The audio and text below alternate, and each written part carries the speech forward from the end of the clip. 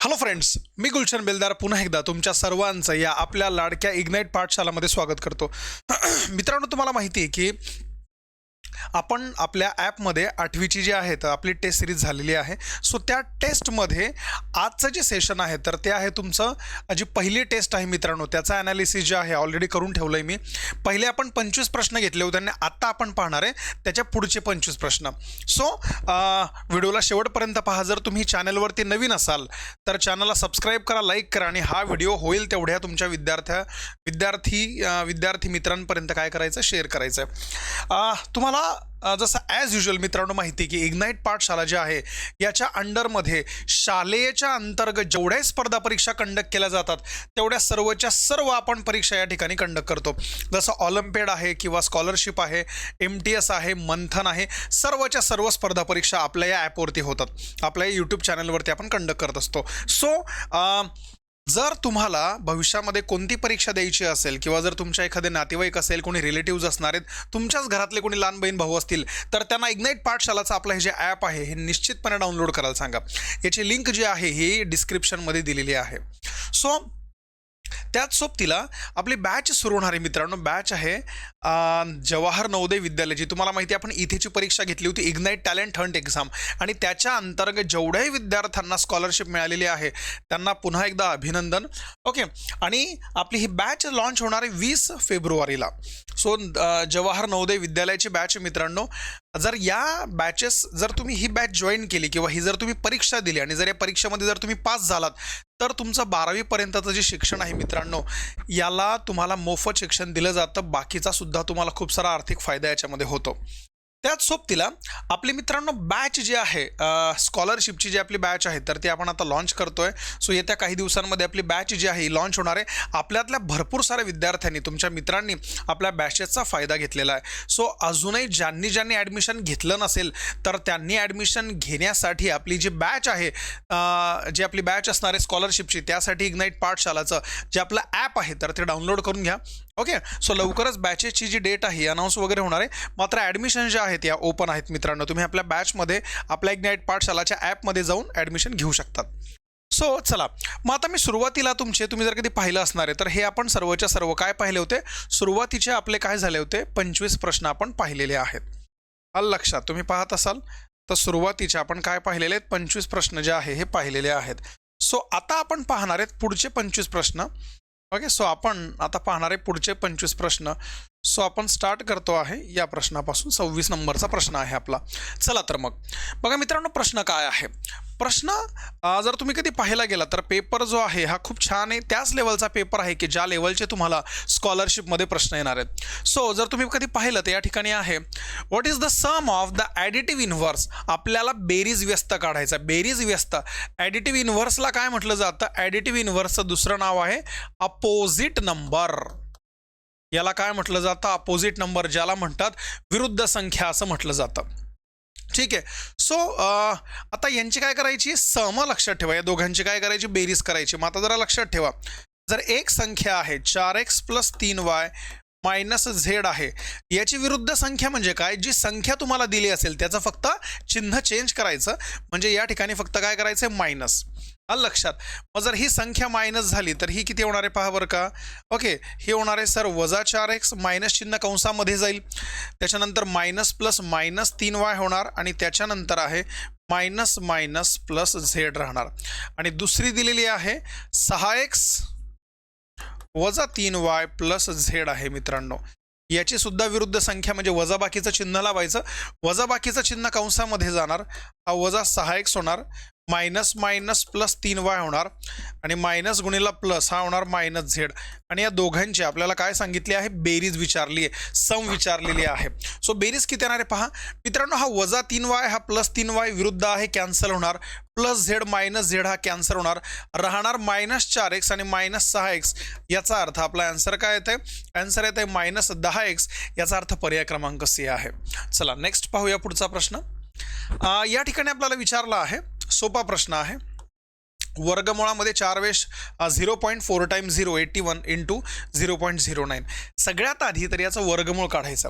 आता सगळ्यात महत्त्वाचं, जर एखाद्या संख्येवरती पॉईंट दिला असेल तर त्याचं वर्गमूळ कधी निघतं, ज्या वेळेला वर्गमुळाच्या आतमध्ये एकूण दशांश घरांची संख्या, total number of the decimal places हे इव्हन असले पाहिजे, 2 4 6 8, तरच त्या पॉईंटच्या संख्यांचं वर्गमूळ निघतं.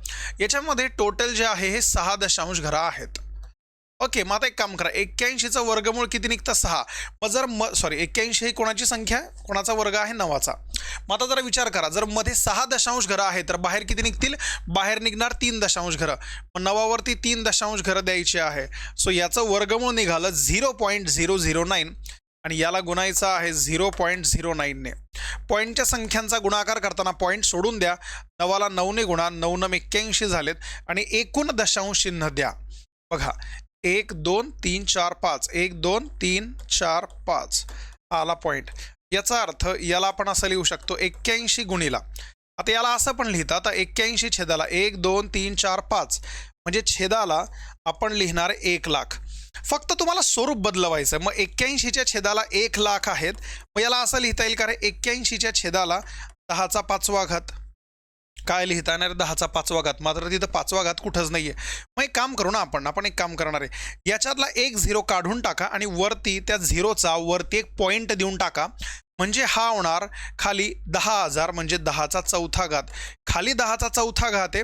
जर ही संख्या वर आली तर लक्षात ठेवा, ज्यावेळेला अंशातून छेदामध्ये आणि छेदातून अंशामध्ये संख्या जाते, घातांकाचं चिन्ह बदलतं. प्लस असेल तर मायनस, मायनस असेल तर प्लस.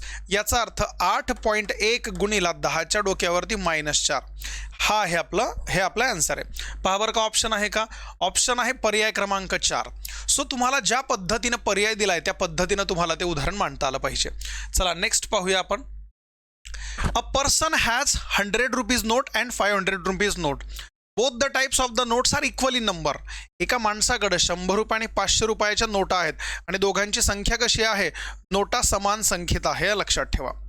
म्हणजे आणि त्या नोटांमुळे किती रुपये बनतात, त्या नोटांमुळे बनतात 30,000. सोपं आहे. मग मला सांगा, आपण असं गृहीत धरा ना, 100 रुपयाची जी नोट आहे त्याची संख्या समजा x असेल आणि 500 रुपयाची जी नोट आहे त्याची पण संख्या x असेल. मग यांच्यामुळे टोटल किती रुपये बनतात, सर यांच्यामुळे बनतात 30,000. मग झालं 100x अधिक 500x म्हणजे याचा अर्थ हे झालं 600x बरोबर 30,000. हे 2 शून्य गेलेत, हे 2 शून्य गेलेत, 6 1 6 आणि इथं 6 पंचे 30. सो 100 किंमत काय आली 50. आता आपल्याला विचारलं एकूण नोटा किती आहेत, तर एकूण नोटा काय, 100च्या 50 नोटा आणि 500च्या 50 नोटा. सो 50 आणि 50 एकूण किती नोटा आहेत, 100 नोटा येतात मित्रांनो. सो एकूण किती येतात, एकूण 100. भरपूर विद्यार्थ्यांनी काय केलं असेल, म्हणजे याच्यामध्ये पर्याय नाही आहे, 50 पर्याय दिला असता तर मुलांनी टिकसुद्धा केलं असतं, कारण घाईघाईमध्ये मुलं टिक करून देतात. लक्षात ठेवा, उत्तर काय आहे 100. 100च्या 50 आणि 500च्या 50 एकूण 100 नोटा आहेत. ओके, इथं विचारलं आहे तर एकूण नोटांची संख्या किती. ओके, चला पुढं पहा बरं का. प्रश्न आहे, the area of a square is a 49 square centimetre. What is the perimeter. एक चौरस आहे, त्या चौरसाचा एरिया दिलेला आहे, लक्षात. एरिया ऑफ स्क्वेअर, मग जो चौरस आहे चौरसाचा एरिया किती असतो रे, सर चौरसाचा एरिया आहे बाजूचा वर्ग, म्हणजे याचा अर्थ साईड स्क्वेअर. मग इथं दिलाय ना काय आहे 49, आलं लक्षात. मग 49 बरोबर साईडचा वर्ग. मला सांगा कोणत्या संख्येचा वर्ग 49 येतो, 7चा. याचा अर्थ बाजू किती आली, बाजू 7 आली. आणि आता आपल्याला काढायचं आहे पेरिमीटर. पेरिमीटर म्हणजे परिमिती. परिमिती म्हणजे चारीच्या चारी बाजूंची बेरीज. मग जर एक बाजू 7 आहे तर त्यांची परिमिती किती येणार आहे, 7 गुणिला 4, 7 चौका 28. पहा ऑप्शन आहे का, आलं लक्षात. ऑप्शन नाही आहे, आलं लक्षात. ऑप्शन नाही याचा अर्थ मी मागचेच ऑप्शन कंटिन्यू केलेले आहेत, टाईप करायला विसरलो असेल. सो याचा आन्सर आहे 28. ओके, साधा प्रश्न, सोपा प्रश्न आहे. चलो नेक्स्ट. हां बघा आता इथं काय आहे, छान प्रश्न आहे बघा. The radius of a circular vessel is a 14 centimetre.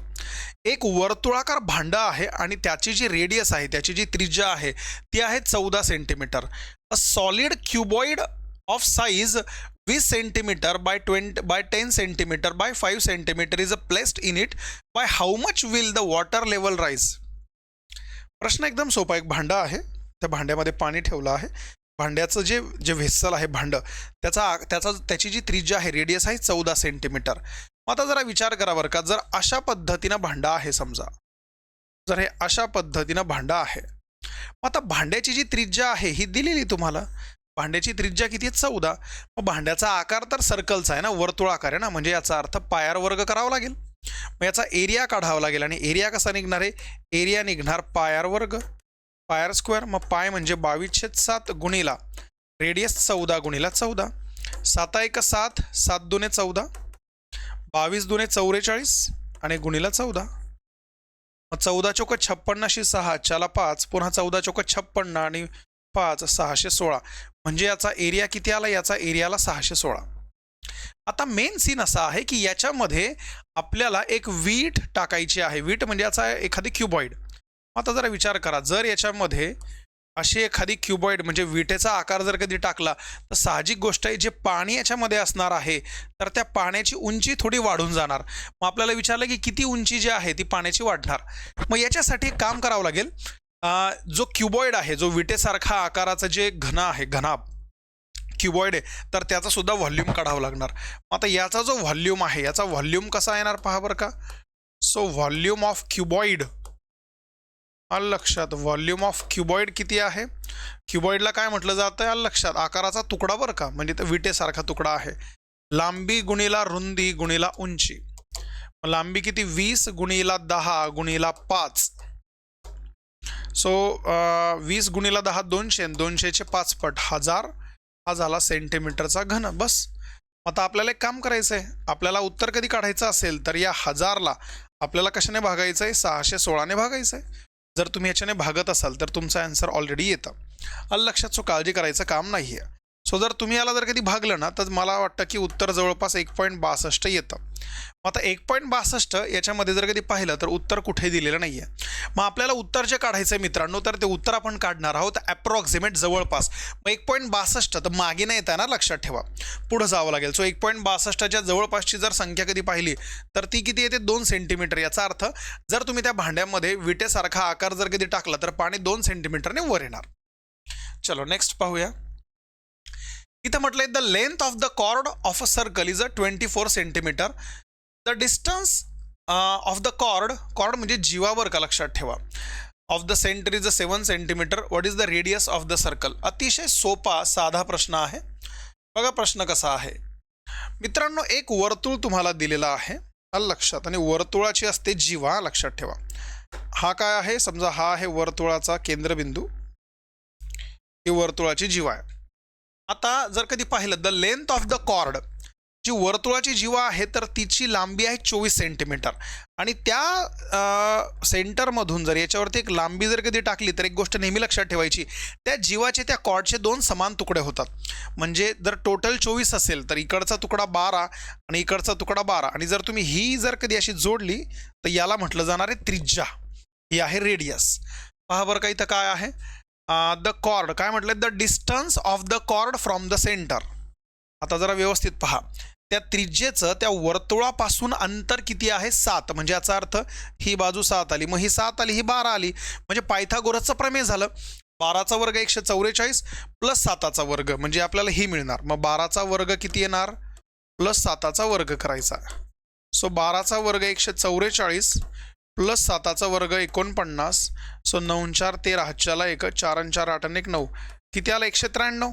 आणि 193च्या जवळपासची पूर्ण वर्ग संख्या काय येते? 196 येते, लक्षात ठेवा. 196 हा कोणाचा वर्ग येतो? 14चा. पण ऑप्शनमध्ये 14 कुठंच नाही आहे. मग जर ऑप्शनमध्ये 14 कुठं नाही आहे तर मग 14च्या मागची या 13, 13चा वर्ग 169 येतो. आणि म्हणून या ठिकाणी आपल्याला ऑप्शनला काय टिक करावं लागणार आहे? ऑप्शनला टिक करावं लागणार आहे 13. आलं लक्षात? हे जवळपास आहे, लक्षात ठेवा, ॲक्युरेट नाही. ॲक्युरेट नाही आहे, लक्षात ठेवा, जवळपासचं उत्तर आहे. सो म्हणून आन्सर किती आला? आन्सर आला 13. चला पुढं पाहूया. The length of the room is 12 meter and its width is 8 meter. एक रूम आहे, एका खोलीची जी तुम्हाला लांबी आहे तर ती 12 आणि रुंदी 8 मीटर दिली. How many square tiles? आलं लक्षात, हाऊ मेनी स्क्वेअर टाईल्स. चौरसाकृती फरशा बसवायच्या आहेत ज्याची बाजू 2 मीटर असली पाहिजे. तर अशा किती फरशा लागतील? एक काम करा ना, मग तो जो रूम आहे एरिया काढून घ्या. So area of a room is equal to किती आहे? मग तुम्ही पाहिलं असेल तर लांबी गुणिला रुंदी. सो याचा अर्थ 12 गुणिला 8, याचा अर्थ हे झालं 96 मीटर वर्ग हा एरिया आला. आणि आता याला फरशा बसवायच्या आहेत. मग मला सांगा, जी एक फरशी आपण बसवणार त्या रूममध्ये, तर त्या फरशीचा एरिया किती, साईड किती, 2 मीटर. मग मला सांगा फरशीचा आकार कसा आहे? स्क्वेअर म्हणजे चौरस. मग मला सांगा, जर ही बाजू 2 आहे, ही बाजू 2 आहे, याचा अर्थ याचा वर्ग किती आला? 2चा वर्ग 4, म्हणजे त्या फरशीचा एरिया आला 4. मग या 96ला त्या 4 मीटर वर्गनं भागायचं. मीटर वर्ग गेलं, 4 1 4. याचा अर्थ 24 फरशा आपल्याला लागून जातील. 24 चौक 96 बनवण्यासाठी. सो 24 तशा प्रकारच्या फरशा लागतील. इथं म्हटलंय सो 2 मीटर बाजूच्या किती चौरस टाईल्स आपल्याला लागतील? एकूण लागणार 24. चला next. What is the degree of the sum of the polynomial? एक तुम्हाला बहुपदी दिलेली आहे, त्यांची बेरीज केल्याच्या नंतर विचारलं आहे त्याची डिग्री किती आहे. लक्षात, डिग्री म्हणजे कोटी असं म्हटलं जातं मराठीमध्ये. एकदम लक्षात ठेवायचं, याची कोटी म्हणजे काय रे, डिग्री म्हणजे काय? एक्सची सर्वात मोठी पॉवर, एक्सचा सर्वात मोठं घातांक त्याला म्हटलं जातं. आणि या दिलेल्या उदाहरणामध्ये सगळ्यात मोठी पॉवर काय आहे? 4. म्हणून डायरेक्ट आपलं उत्तर किती आहे? 4. 4 ही सगळ्यात मोठी डिग्री आहे, सर्वात मोठी कोटी आहे. चला नेक्स्ट पहा बरं का काय आहे. उदाहरण सोडवायचं आहे. 16चा वर्ग गुणिला 8चा वर्ग छेदाला 4चा घन. आता याच्यावरती एक सोपं काम आहे. तुम्ही एक काम करा, 16 गुणिला 8 करा, कॉमन कंसाचा वर्ग करा, कारण वर्ग आहे. लक्षात, जे काम जे आहे तर ते जरा सोपं होईल आपलं. आणि खाली 4चा घन 2चा घन, मग 4 गुणिला 2 कंसाचा काय करायचा? घन. त्याचा फायदा असा होईल आपल्याला, 16 8 128 होतात. काय होतात? 16 8 128 होतात.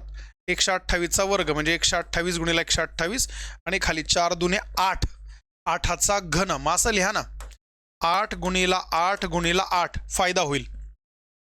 तुम्ही म्हणणार याचा फायदा काय? खूप मोठा फायदा आहे याचा. बघा, 8ने जर कधी भागलं तर 8 1 8, 12तून 8 गेले तर 4 येतात आणि 4वरती 8 48, 8 सक 48 म्हणजे 16 8 128. त्याच्यानंतर इथं सुद्धा भाग जाणार 16चा. 8 1 8, 8 दुने 16 आणि हा झाला 16 दुने 32. आलं लक्षात? 32 आलं. मग आता जरा लक्षात ठेवा, हे जे 32 आलं हे उत्तर कशाचं आलं? हे आलं एक्सच्या घनचं. मग मला सांगा, एक्सचा घन बरोबर 32, याचा अर्थ एक्स बरोबर घनमुळामध्ये 32. मग 32 हा कुणाचा घन येतो? तर सर 32 हा घन येतो 2चा. आणि म्हणून आपला ऑप्शन काय आहे? ऑप्शन आहे पर्याय क्रमांक ए. चला नेक्स्ट पहा. 2 angles of a triangles are 45 degree and 95 degree. What are the types of the triangle is it?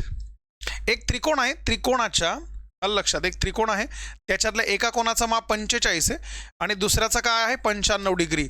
लक्षात ठेवा, त्रिकोणाच्या 3 कोणांपैकी एका कोणाचं माप जरी 90 डिग्रीपेक्षा जास्त गेला तरी तो विशाल कोण त्रिकोण होतो, ऑब्ट्यूज अँगल होतो. लक्षात ठेवा, काय होतो? ऑब्ट्यूज अँगल होतो. पर्याय क्रमांक 2. पुढं, Ram sold a car which he bought for 4 lakh at a profit of 8%. How much money did Ram receive? अच्छा, मग विचार करा ना रे, 4 लाखामध्ये त्याने गाडी घेतली आणि काय केलंय त्याने? 8% ती गाडी काय केली? 8% नफ्याने विकली. तर मग त्याने किती रुपयाला विकली? मग आता इथं म्हटलंय की रामला किती रुपये मिळतील? मग मिळतील म्हणजे याचा अर्थ विकल्यावरच मिळतील ना. मग आपल्याला विचारला आहे विक्री किंमत. मग एकदम साधं सोपं सरळ आहे. तुम्ही जर कधी विचार केला तर त्याने घेतली कितीला? 4 लाखाला. लक्षात, आणि त्याच्यावरती 8% त्याला प्रॉफिट मिळतोय. म्हणजे जर 4च लाखाला विकली असती तर 100% म्हणजे ना नफा ना तोटा. पण 8% रक्कम त्याला जास्त भेटली. याचा अर्थ जर 4 लाखाचे आपण 108% जर कधी काढले, आपलं डायरेक्ट उत्तर येणार, डायरेक्ट काही न करता. म्हणजे 4 लाख गुणिला 108 छेदाला 100. हे 2 शून्य गेले, हे 2 शून्य गेलेत आणि आता 3 शून्य आहे म्हणजे 4ने गुणा फक्त याला. सो 432 आणि वरती 3 शून्य. सो याचा अर्थ 4,32,000 एवढ्या रुपयाला त्याने ती जी गाडी आहे तर ती गाडी किंवा ती कार आहे त्याने ती विकली आहे. पर्याय क्रमांक 2. पुढं पहा. A right angle triangle has a perpendicular sides of the length 9 cm and 12 cm. What is the radius of the circumcircle of this triangle? Circumcircle अतिशय छान प्रश्न आहे. प्रश्नाचा अर्थ असा आहे, एक तुम्हाला त्रिकोण दिलेला आहे आलं लक्षात. आपल्याला काय दिलेलं आहे, एक त्रिकोण दिलेला आहे. आता या त्रिकोणाच्या ज्या दोन बाजू आहेत त्या पहा.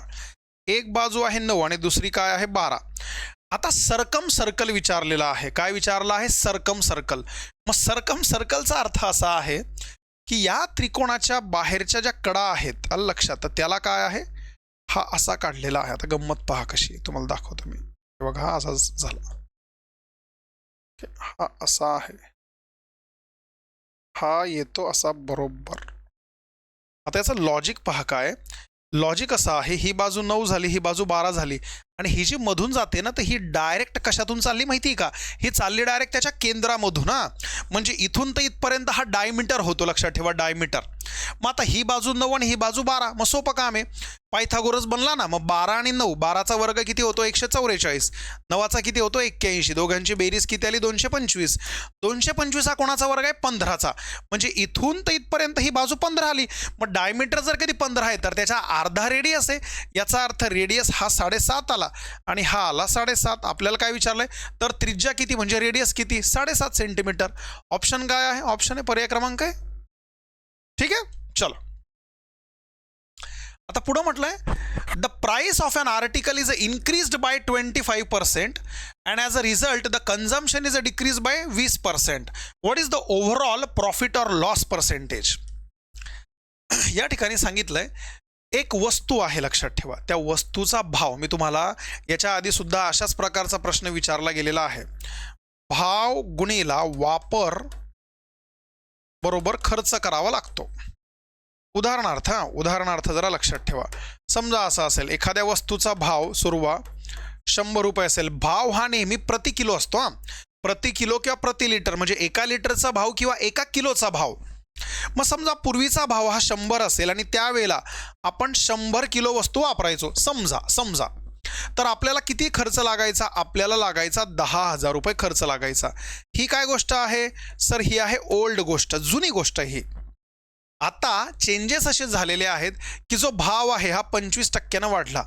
मग भाव जर कधी 25% वाढला, याचा अर्थ आता किती झाला 125. आणि भाव वाढल्यामुळे साहजिक गोष्ट आहे, त्याचा जो वापर आहे तो कमी होऊन गेला 20%. म्हणजे जो सुरुवातीला 100 होता तो 20% कमी झाला. तो झाला किती रे 80. आता याच्यामुळे काय परिणाम झाला, नफा झाला का तोटा झाला. मग 125ला 80ने कधी गुणलं तर हे सुद्धा किती येतात, हे सुद्धा येतात 10,000. म्हणजे पूर्वी जो खर्च होता तोच खर्च आता सुद्धा झाला. म्हणजे ना याच्यामध्ये ना नफा झाला ना तोटा झाला. याचा अर्थ ऑप्शन काय आहे, ऑप्शन आहे पर्याय क्रमांक डी आहे. ऑप्शन काय आहे, पर्याय क्रमांक डी. याला तुम्ही सूत्रसुद्धा वापरू शकतात, a+b+ab/100चं. पण सूत्र न वापरता ही खूप चांगली पद्धत आहे, सोपी आहे. ही ओल्ड आणि हे काय आहे सर, हे आहे न्यू. कुठंतरी लिहून ठेवा, हे तुमच्यातल्या सर्वांना कामाचं आहे. व्हिडिओ शेवटपर्यंत पाहत राहा. जर समजा तुम्हाला माहिती असेल की हे उदाहरणं खूप महत्त्वाचे, तर व्हिडिओ सेव्ह करून ठेवा. परीक्षेच्या आधी तुम्हाला प्रत्येक तुमचे कन्सेप्ट क्लिअर आहेत की नाही हे पाहण्यासाठी हे व्हिडिओ तुम्हाला कामात येतील. चला पुढं पहा बरं का. A person deposit 25,000 in a bank, okay, at a simple interest for 3 years. अच्छा, 25,000 जमा केले. ही रिसिव्ड 31,000. आता तुम्हाला एक गोष्ट माहिती पाहिजे, जर माणूस 25,000 भरतो म्हणजे ती मुद्दल झाली. सो याचा अर्थ या केसमध्ये मुद्दल किती आहे सर, या केसमध्ये मुद्दल आहे 25,000. आलं लक्षात. मग मुद्दलाचे किती झाले 31,000 झालेत. मग हे जे 31,000 आहे हे दुसरं नसून हे काय आहे, रास. मग तुम्हाला माहिती आहे मुद्दल आणि रास यांच्यामधला जो फरक असतो त्याला काय म्हटलं जातं, व्याज. मग हे व्याज किती मिळालं सर, व्याज मिळालं 6,000. बस झालं. मग आपल्याला विचारलं आहे 3 वर्षामध्ये त्याचा रेट किती, त्याचा दर किती. मग सिम्पल इंटरेस्टचा फॉर्म्युला, सो सिम्पल इंटरेस्ट बरोबर पी म्हणजे मुद्दल, आर म्हणजे दर, टी म्हणजे टाईम, छेदाला काय आहे 100. आता या ठिकाणी व्याज म्हणजे सरळ व्याज. 6,000 बरोबर किती होते 25,000. रेट नाही माहिती, 3 वर्षाचा कालावधी आणि छेदाला 100. हे 2 शून्य, हे 2 शून्य गेले. आता इथं 250 गुणिला 3, 25 त्रिक 75. म्हणजे आर बरोबर 6,000ला कोण भागणार, 25 त्रिक 75, त्याच्यावरती एक शून्य, हा गेला हा गेला, वरती 600 आणि खाली 75. 25चा भाग द्या, ठीक आहे ना. 15ने भाग द्या. 15ने 15 पाचा 75 आणि 15 चौक 60. वरती 40 खाली 5. 5 एक 5 5 8 40. सो याचा अर्थ त्याचा जो रेट आहे, त्याचा जो दर आहे, कोणत्या रेटवरती त्याने पैसे ठेवलेत, 8% त्याने पैसे ठेवलेत. पर्याय क्रमांक काय आहे? पर्याय क्रमांक आहे बी. चला, सो पुढं पहा. 12 कामगार एक काम 20 दिवसात पूर्ण करतात, तर 8 कामगारांना तेच काम पूर्ण करायला किती वेळ लागणार? खूप सोपा आहे. अशा प्रकारच्या उदाहरणांमध्ये नेहमी लक्षात ठेवायचं 2 गट आहे. आधीचा गट, नंतरचा गट. आलं लक्षात? आधीच्या गटामध्ये काय? वर्कर. लक्षात ठेवा, वर्कर म्हणजे माणसे. गुणीला त्यांना काय लागायचे? दिवस. बरोबर. इथे पण काय आहे? माणसे. आणि गुणीला काय आहे? दिवस. आता कधी लक्षात ठेवायचं? हे असं का लिहिलं? याच्यामध्ये एक गोष्ट लक्षात ठेवायची. ही जी माहिती आहे ही काय आहे? ही आहे आधीची माहिती. आणि ही काय आहे? सर ही आहे आताची माहिती. याला आपण असं म्हणूया, आधीची माणसं आणि दिवस, आताचे माणसं आणि दिवस. मग आता विचार करा, आधी किती माणसं होते रे? सर आधी 12 माणसं 20 दिवसात काम करायचे. मग आता 8 माणसांना किती दिवस लागतील? बस.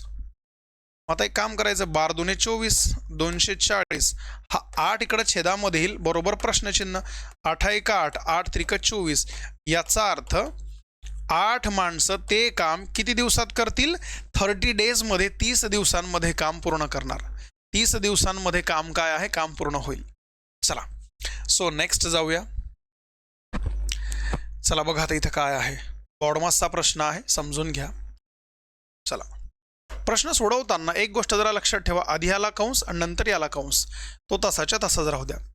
आता इथं पहा, इथं आहे 0.048. याला असं लिहिलं तर चालेल का रे?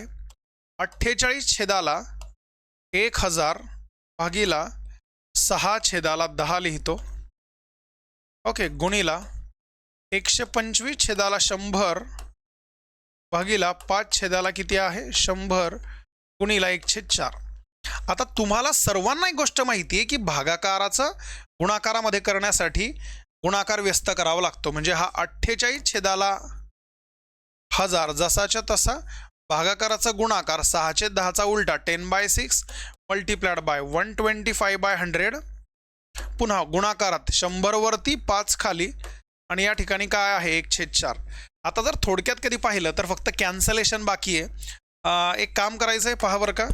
मग आता सर बघा, हा 100 हा 100 तर गेलाच आहे समजा, लक्षात ठेवा. मग 5 एक 5, त्याच्यानंतर 5 दुने 10, 6 एक 6, 6 8 48. आता पहा, आता किती राहणार आहे सर? आता या ठिकाणी राहिलेत 4 एक 4, हा 4 दुने 8. सो वर किती राहिला आहे? आता इथं पहा, इथं 125 आहे. 125 एक 125 होतात आणि 125 8 हे 1000 होतात. लक्षात ठेवा.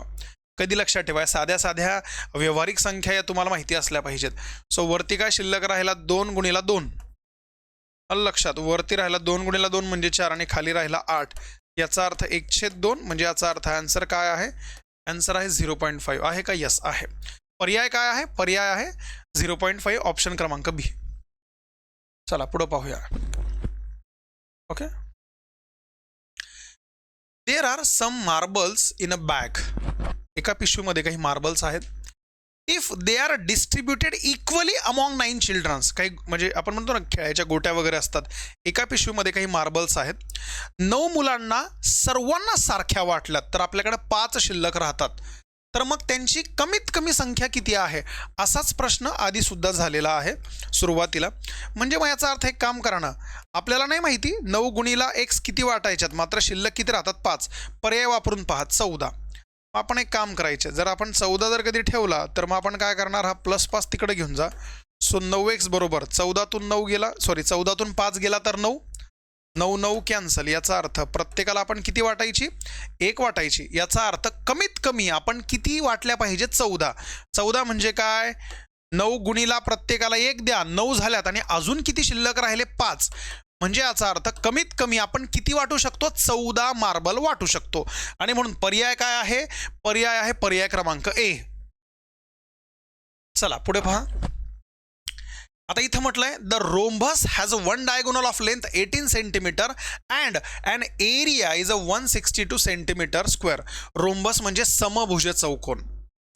कधी लक्षात ठेवा, समभुज चौकोनाचा एरिया काय आहे पहा बरं का, ज्याला म्हटलं जातं एरिया ऑफ रोम्बस, म्हणजे समभुज चौकोनाचा एरिया, एरिया ऑफ रोम्बस हा काढण्याचा एक प्रकार आहे. त्याला जर दोन डायगोनल असतील तर एक काम करायचं, म्हणजे डायगोनल म्हणजे कर्ण, दोन्ही कर्णांचा गुणाकार करायचा आणि त्याची काय करायची, निम्मे करायची. साधा फॉर्म्युला आहे हा. माता या ठिकाणी काय आहे, याचा एरिया दिलेला आहे. एरिया किती आहे, 162 बरोबर. डायगोनल पैकी एक माहिती आहे 18, दुसरा माहिती आहे का, नाही सर. छेदाला 2, मग बे एक बे, बे नम 18 आणि 9 छेदाला जाणार. सो 162 छेदाला 9 बरोबर D2. लक्षात. सो आता पहा याचं किती येणार आहे. सो 9ने जर कधी भागलं तर 9 1 9 आणि 9 8 72. याचं उत्तर किती येत आहे, काही गडबड झाली का, बरोबर तर ना. बे नम 18 आणि 9 जर कधी याला भागणार, एका समभुज चौकोनाचा कर्ण 162 आहे, बरोबर तर आहे. लक्षात. आन्सर किती आलं, आन्सर आलं D2 बरोबर आला 18. 18च येतो. इथला ऑप्शन जो आहे याच्यातला 8 सुटला आहे, लक्षात ठेवा. इथला काय आहे, इथं 18 आहे, लक्षात ठेवा. मग जर एक डायगोनल 18 आहे तर दुसरा सुद्धा किती आला, 18 आला, लक्षात ठेवा. काही काही मुलांना असं वाटतं सर 18 आणि 18चा गुणाकार तर 324 आला पाहिजे. बरोबर, 324चेच निम्मे किती होतात, 162 असा त्याचा अर्थ. करेक्ट आहे. सो 18 आहे. इथं लिहिताना माझा 8 जो आहे तो लिहायचा राहिलाय, लक्षात ठेवा. चला पुढं पहा. The price of a machine 2 years ago was 50,000. हा सेम प्रश्न आपला आधी सोडवून झालेला आहे. लक्षात. हाच प्रश्न याच्या आधी सुद्धा आपण सॉल्व केलेला आहे. लक्षात. मला असं वाटतं हा कितवा प्रश्न आपण सोडवला प्राइस ऑफ द मशीनचा. लक्षात. याच्या आधी सुद्धा हा सेम प्रश्न आपण सोडवलेला आहे. तर दाखवतो तुम्हाला कुठं सोडवला आहे, पुन्हा पुन्हा सोडवायचं काम नाही. एकच मिनिट. बघा हा प्रश्न दिसतोय, 10 नंबरचा प्रश्न याच्यामध्ये पुन्हा रिपीट झालेला आहे. सेम प्रश्न याच्यामध्ये आलेला आहे. उत्तर किती आहे, 40,500. ठीक आहे ना. चला, मी तुम्हाला आधी 25 प्रश्नांचं ॲनालिसिस केलं होतं. टाईम जास्त जातो, व्हिडिओ मोठा होतो म्हणून आपण आता काय करतोय, आपण आता करतोय पुढच्या 2 प्रश्न, म्हणजे पुढच्या 25चा. त्याच्यातले आता 44 एक्झाम्पल आपले झालेत समजा. राहिले शेवटचे 6 प्रश्न. ठीक आहे, चला बघा इकडं. The measure of the inscribed angle in a circle is a 50 degree. What is the measure of the central angle. मी तुम्हाला आता सांगितलं होतं, हा पण सेम प्रश्न याच्या आधी झाला. सेंट्रल अँगल जो आहे हा मधल्या अँगलचा डबल असतो, म्हणून 50चा डबल किती येणार, 100. लक्षात. हा विचार नका करू, याचं स्पष्टीकरण याच्या आधी सुद्धा दिलेलं आहे. लक्षात. या सुद्धा प्रश्नाचं स्पष्टीकरण मित्रांनो या ठिकाणी तुम्हाला मिळालेलं आहे, त्याच्यामुळे टेन्शन करायचं काम नाही. बघा मी तुम्हाला या ठिकाणी प्रश्न दाखवतो. हा बघा हा प्रश्न आहे. ओके, 11 नंबरचा प्रश्न आहे. सेम तो या ठिकाणी आलेला आहे. लक्षात. काही काही प्रश्न बाय डिफॉल्ट चुकून डबल आलेले आहेत, समजून घ्या. ठीक आहे ना. तरी सुद्धा तुम्हाला याचे मार्क मिळालेच असतील. चला आता पुढचा पाहूया आपण. झालेत आता, काही जास्त प्रश्न नाही राहिलेत. रिलॅक्स. चला आता आपण 46वा पहा. हा काय म्हटलंय बघा. Article sold. एक आर्टिकल जे आहे हे 6,800 रुपयाला विकले आणि 15% डिस्काउंट दिलं. म्हणजे याचा अर्थ असा आहे, काहीतरी खरेदी किंमत असेल त्याच्यावरती 15% सूट दिली आणि मग कितीला विकला गेलं, मग विकला गेला आहे 6,800ला. तर आपल्याला विचारलं आहे की तर त्याची किंमत किती आहे. लक्षात. मग आता जरा विचार करा, इथं सेम प्रश्न आहे. मी टी शर्टचा एक डायग्राम काढली होती तसंच आहे. समजा त्याची छापील किंमत X असेल, त्याच्यावरती आपण 15% डिस्काउंट देतोय. मग जर दुकानदार आपल्याला 15%ची सूट देतो, याचा अर्थ आपण स्वतःहून किती पे करतोय, 85%. म्हणजे जी पण छापलेली किंमत आहे त्याचे 85% म्हणजे किती होतात सर, ते होतात 6,800. बस मग सोडवायचं आहे. सो X गुणिला 85 छेदाला काय आहे, 100 बरोबर 6,800. सो X बरोबर खालचा 100 वर 6,800 गुणिला 100 छेदाला काय आहे 85. 17 5 85, 17 चौक 68 म्हणजे 400 आलेत. सो X बरोबर इथं 400 गुणिला 100 छेदाला किती आला 5. 5 1 5, 5 8 40, 80 आणि 80 गुणिला 100 म्हणजे हे झाले 8,000. म्हणून ती जी वस्तू आहे त्या वस्तूवरती काय किंमत छापली होती, 8,000 रुपये आहे. काय आहे सर. पर्याय काय आहे, पर्याय क्रमांक A. चला पुढे पाहूया. The diagonal of the square is 10 centimetre. What is the length of the side. अच्छा, स्क्वेअर आहे म्हणजे चौरस आहे, लक्षात ठेवा. चौरसाचा कर्ण. आता जरा लक्षात ठेवा, चौरस आहे लक्षात, आणि चौरसाला काय आहे सर, चौरसाला आहे कर्ण. चौरसाचा कर्ण किती आहे तर त्याची लेंथ काढायची आहे. आता याच्यासाठी एकदम साधा आहे. मला डायगोनलचा जर फॉर्म्युला जर थोडक्यात जर कधी पाहिलं, हा डायगोनल आहे बरं का. आता ही बाजू ए असेल आणि ही बाजू ए असेल. आपला फॉर्म्युला तुम्हाला माहिती आहे, याच्यामध्ये पायथागोरस बनतो. म्हणजे याचा अर्थ याचा वर्ग, डायगोनलचा वर्ग बरोबर ए वर्ग प्लस ए वर्ग, म्हणजे हे किती होणार. सो डायगोनलचा वर्ग म्हणजे कर्णाचा वर्ग 2 गुणिला ए वर्ग. सो डी बरोबर, सो डी डायगोनल बरोबर वर्गमुळामध्ये 2 एचा वर्ग. सो डायगोनल बरोबर एचा वर्ग मध्ये बाहेर ए निघणार, इथं राहणार वर्गमुळामध्ये 2. आलं लक्षात. हा फॉर्म्युला आला, हे लक्षात ठेवा. पाठांतर बऱ्यापैकी कमी करा, थोडं डोकं वापरून कामं करायचेत. आता याचा कर्ण किती आहे, 10 सेंटीमीटर आहे, कामच झालं. आता चौरसाची बाजू विचारलेली आहे. मग आता मला सांगा, जर 10 आहे समजा, जर 10 आहे, 10 बरोबर ए गुणिला वर्गमुळामध्ये 2. मला सांगा वर्गमुळात 2 खाली घ्या. सो 10 छेदाला वर्गमुळामध्ये 2 बरोबर ए. तुमच्यातले बरेचसे मुलं असे आहेत की जे इथपर्यंत येतात, त्यांना पुढं जमलंच नाहीये. समजून घ्या, कधी लक्षात ठेवा. मग या 10ला असं लिहिता येईल का, 5 गुणिला 2 छेदाला वर्गमुळामध्ये 2 बरोबर ए. आता एक नियम लक्षात ठेवायचा. जर समजा एक्स ही कोणती पण संख्या असेल तर जगातल्या कोणत्याही संख्येला वर्गमुळाचा वापर करून लिहिता येतं बरं का.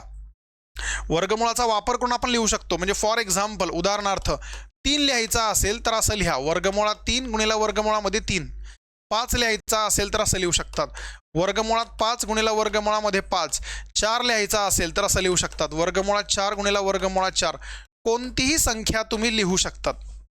मग इथं 2 आहे की नाही, मग या 2ला मी काय लिहिणार, 2 म्हणजे काय, वर्गमुळात 2 गुणिला वर्गमुळात 2 झालं. मग सर वर्गमुळात 2 वर्गमुळात 2 गेला. सो ए ची किंमत किती आली, 5 वर्गमुळामध्ये 2. आणि ही आली त्या चौरसाची एक बाजू. आहे का, आहे. ऑप्शन काय आहे, ऑप्शन आहे 5 वर्गमुळामध्ये 2.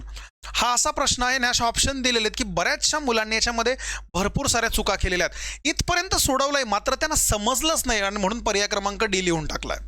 सो अशा चुका कोणी कोणी केल्या मला कमेंटमध्ये एकदा सांगा. चला पुढं पहा, भागाकार करायचा आहे, बाकी काही नाही. बघा 7890 गुणिला 156 छेदाला किती येणार आहे, 100. सो आता गंमत पहा काय येणार. हा 0 गेला, हा 0 गेला, इथं 10 आले. म्हणजे याचा अर्थ बे 5 10 आणि जर याला भागलं तर बे 7 14 आणि बे 8 16 78 आलेत. सो या ठिकाणी 789 गुणिला 78 छेदाला किती आहे, 5. आता त्याला फक्त भागावं लागेल ना आपल्याला. एक छोटंसं काम केलेलं, हे खूप जास्त लेंदी झालं. याचा फक्त गुणाकार करा, एवढं करायचं काहीच काम नव्हतं, छोटंसंच केलं असतं. 7890 गुणिला हा 1.56 आहे की नाही, याला असं लिहायचं 156 छेदाला 10. हा 0 गेला, मग 789 गुणिला खाली एक 0 वरती एक पॉईंट देऊन टाका, म्हणजे हा झाला 15.6. म्हणजे क्लिअर एक गोष्ट क्लिअर समजली आहे की गुणाकार करत नका बसू. याचं जेही उत्तर येणार आहे तर त्याच्यावरती 1 दशांश घर लागणार, म्हणजे लागणार की नाही. मग ऑप्शनमध्ये 1 दशांश घर आहे का, हां आता इथं तर आहेच, पण आता याला मांडलं वेगळ्या पद्धतीने, म्हणून गुणाकार करूया. मग गुणाकार कसा होणार आहे, 789ला कशाने गुणायचं आहे, 156ने गुणायचं आहे. 6 नम 54 4 हातच्याला 5, 6 8 48 आणि 5 53, 3 हातच्याला 5, 6 7 42 आणि 5 47, 0 आला या ठिकाणी. 15 नम 135, मी डायरेक्ट 15चाच पाडा म्हणतोय. 15 नम 135, 135 5 हातच्याला 13, 15 8 120, 120 आणि 13 133, 133 3 हातच्याला पुन्हा किती आले, 13. 15 7 105, 105 आणि 13 118. सो 4 5 आणि 3 8, 7 आणि 3 10 0, 8 आणि 4 12 आणि 1 13, 1 आणि 1 2 आणि हा आला. सो 123084, 123084 1 दशांश घर, म्हणून 1 दशांश घर द्यायचं. सो 12308.4 फिनिश झालं. लक्षात असं आहे, क्लिअर आहे बिलकुल. ठीक आहे. तसं पाहायला गेलं तर मग हे पण तसं येतं, हे सुद्धा येतं 1230 84 लक्षात. हा 10चा घन आहे ना, याला पण जर सोडवलं तर हे पण करेक्ट येतं, मग हे सुद्धा करेक्टच येतं. हे नाही येणार. 100ने कधी गुणलं तर हा एक पॉईंट इकडे सरकणार, हे पण येतं. 3 ऑप्शन येतात. आलं लक्षात. असं आहे, हे पण आलं, ते पण आलं, ते पण आलं. तुम्ही पाहून घ्या, हे मात्र उत्तर आहे, लक्षात ठेवा. आलं लक्षात. आता ते बाय डिफॉल्ट दिल्या गेलेले असतील, कुठंतरी त्याचे घातांक आहे त्यांचे चिन्ह चेंज झालेले असतील. चला आता इथे बघा काय सोपा प्रश्न आहे, खूप सोपा आहे. A trader bought 60 dozen apple at the rate of ₹30 per dozen. आलं लक्षात. एका डझनाचा भाव काय? ₹30. He sold all apples at the rate of 39 per dozen. अच्छा, खूप साधं आहे, खूप सोपं आहे, सोडवायचं काही कामच नव्हतं. 60 डझन घेतलेत आणि 60 डझन विकलेत. 60 डझन घेतलेत आणि 60 डझन विकलेत. कॅल्क्युलेशन करू नका. एका डझनाचा भाव किती? 30. सगळे घेतले 30च्या डझनाने, ₹30 डझनने, आणि विकले सगळे 39च्या. म्हणजे काय रे, घेतले 30 प्रमाणे, विकले 39 प्रमाणे. म्हणजे याचा अर्थ ₹9 तर कमवतोय तो. मग जर तो ₹9 जर कधी कमवत असेल समजा, तर मग 30वरती 9. मग मला सांगा, जर 30वरती 9 कमवतो म्हणजे 100वर किती? सो हा शून्य गेला, 3 1 3, 3 3 9 आणि 10 3 30. याचा अर्थ 30% मार्जिन म्हणजे 30% प्रॉफिट तर त्याला मिळत आहे. आता तुमच्यातल्या काही काहींनी काय केलं माहिती का, त्या ॲपलचं रूपांतर केलं, त्याला गुणलं, मग त्यांनी ₹1800 काढलेत आणि मग केलं. अरे तसं पण सारखंच आहे ना, कारण तुम्ही घेतले सगळे आणि विकले सगळे. मग फक्त रकमेवरती काम करा. जर क्वांटिटी सेम असेल तर काम नेहमी फक्त पैशावरती करायचं, लक्षात ठेवा. चला लास्ट एक्झाम्पल आहे, शेवटचं. सरासरी काढायची आहे. आलं लक्षात. 5 मुलांना मार्क मिळालेले आहेत. एकाचे मार्क 12, दुसऱ्याचे 15, तिसऱ्याचे 18, त्याच्यानंतर 20, त्याच्यानंतर 25. 5 आहे म्हणून 5ने भागावं लागणार. आता बघा, 12 आणि 18 किती होतात? 12 आणि 18 किती होतात? 30. 30 आणि 20 50. 50 आणि हे 25 आणि 15 40, म्हणजे 90 छेदाला 5. 18 येतात. 18 येतात. सो पर्याय काय आला? पर्याय क्रमांक बी आला. सो अशा पद्धतीनं आपण जे टेस्ट क्रमांक 1 आहे त्याचे 50च्या 50 प्रश्नांचं मी स्पष्टीकरण दिलं आहे तुम्हाला. पहिल्या व्हिडिओमध्ये तुम्हाला सुरुवातीचे पहिले 25 प्रश्न आहे आणि आताच्या या व्हिडिओमध्ये नंतरचे 25 प्रश्न आहे. ठीक आहे. सो कोणत्याही प्रश्नामध्ये डाऊट असेल तर कमेंट बॉक्समध्ये लिहायला विसरू नका. जर तुम्ही नवीन असाल तर हे लेक्चर तुम्ही लाईक केलं पाहिजे, सबस्क्राईब केलं पाहिजे, आणि विशेष म्हणजे याच्या आधी जेवढे शिकवून झालेलं आहे तुम्हाला, तर त्याचे एकदा व्यवस्थित रिव्हिजन वगैरे करा. आलं लक्षात. सो पुढच्या ॲनालिसिससाठी एका पुढच्या व्हिडिओमध्ये भेटूया. तोपर्यंत थँक्यू मित्रांनो. चलो बाय, थँक्यू.